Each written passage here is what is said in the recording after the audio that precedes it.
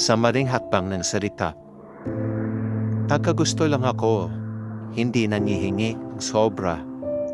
Isang simpleng tanong, isang sulyap na hindi malalim. Ngunit biglang dumating ang sagot na masakit.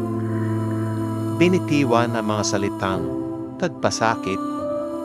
Hindi ako maasa, hindi ako nagmapadali. Alam ko ang hangganan at paano magtakda ng distansya.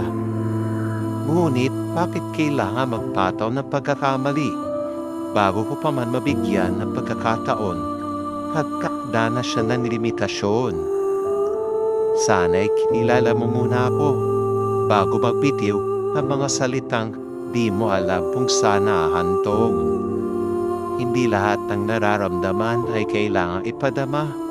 Hindi lahat ng hakbang ay may dahilan na nagkakadulot ng sugat. Walang hinanakit, walang hinagad na higit.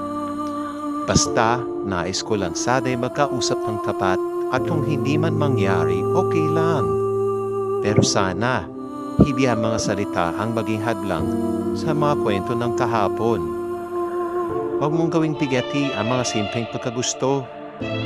Dahil sa bawat hakbang may natutunan akong malalim.